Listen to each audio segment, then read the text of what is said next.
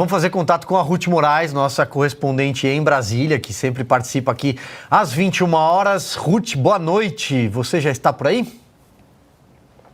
Boa noite, Silvio. Boa noite para toda a nossa bancada e toda a nossa audiência.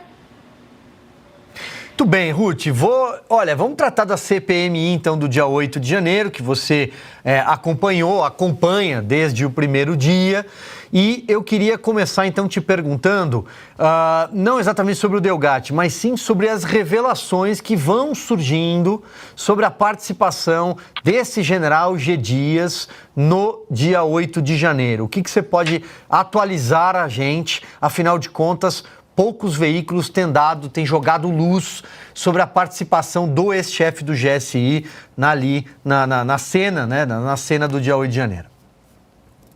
Exatamente, Silvio. Então, nós conseguimos, com exclusividade na coluna, né, no ponto, no site da Revista Oeste, algumas trocas de mensagens entre o general Dias, que na época ainda era ministro do GSI, e o então diretor da ABIN, que era o Saulo de Moura Cunha, que prestou depoimento há poucas semanas à CPMI. O que essas trocas de mensagens traziam?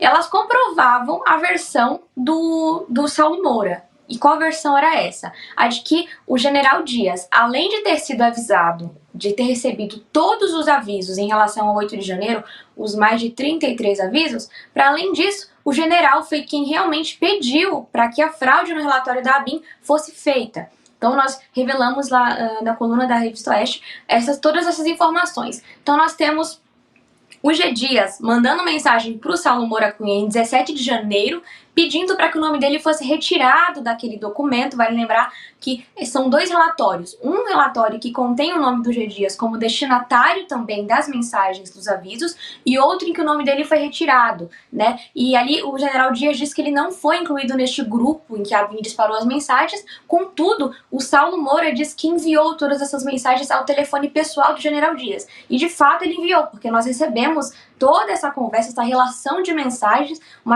acho que são mensagens extensas, diversas mensagens, em que o Saulo pontua ponto a ponto tudo o que está acontecendo na Praça dos Três Poderes. Então ele começa ali pela manhã, às 8 horas da manhã, com um aviso de que cerca de 100 ônibus estariam em Brasília. A ABIN informa isso ao general Dias. O general diz que ele envia aquela mensagem, vamos ter problemas, e o Saulo vai atualizando o general ao longo de todo o dia do 8 de janeiro. Até às 13 horas, a ABIN, por intermédio do Saulo Moura, que é o então diretor, dá a certeza de que os prédios públicos seriam sim invadidos e que os manifestantes eles romperiam a barreira que estava ali em torno da esplanada dos ministérios. O general Dias, por outro lado, como a gente viu e pôde ver no 8 de janeiro, ele não fez muita coisa. Fato é que os 3 prédios foram invadidos.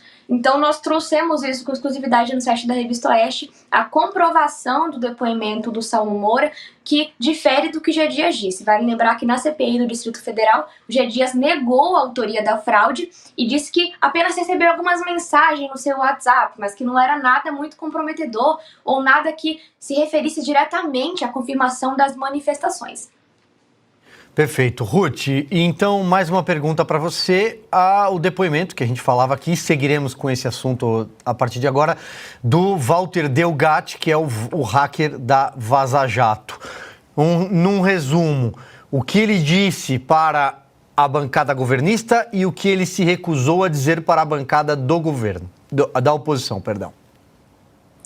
Então, Silvio, o hacker prestou depoimento a partir das 9 horas da manhã. O depoimento dele foi terminar cerca de umas 7 horas da noite, quase por volta das 7 horas da noite, então foram ali longas horas de depoimento.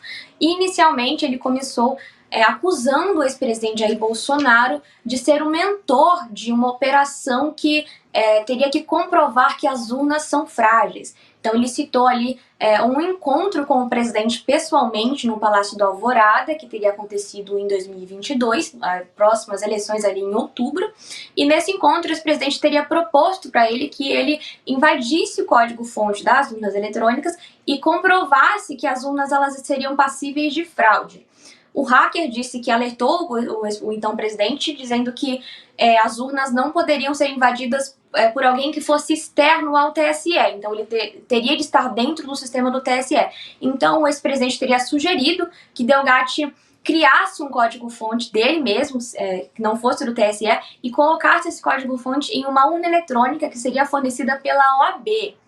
E aí, nesse caso, o hacker faria um vídeo demonstrando que seria possível se invadir esse código-fonte que ele criou para demonstrar a fragilidade das urnas eletrônicas. Em outro momento, o hacker, ele acaba dizendo que o ex-presidente pediu para que ele, de fato, invadisse as urnas eletrônicas e fraudasse as eleições.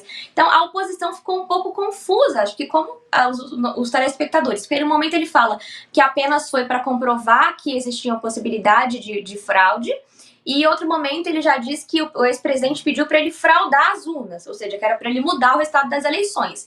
Para além disso, ele também disse que o ex-presidente pediu para que ele fizesse um grampo, para que ele assumisse a responsabilidade de um grampo no ministro Alexandre de Moraes. Então, o que aconteceria? Segundo o depoimento do hacker, o ex-presidente teria conseguido grampear o Alexandre de Moraes e o hacker deveria assumir a responsabilidade sobre este grampo. Não há nenhuma informação concreta acerca desse grampo, não há nenhuma informação sobre algum tipo de mensagem, nenhum ministro se manifestou em relação a isso, então fica um pouco estranho essas declarações. Quando a oposição retornou dessa pausa que a CPI deu para o horário de almoço, todos os parlamentares da oposição começaram a inquirir o Walter Delgatti. Ele não respondeu a nenhuma pergunta, vale lembrar que ele tinha como base um habeas corpus concedido pelo Supremo Tribunal Federal, em que ele poderia ficar calado em caso de questões que fossem incriminar, mas ele só resolveu usar esse habeas corpus no momento em que a oposição foi inquiri-lo.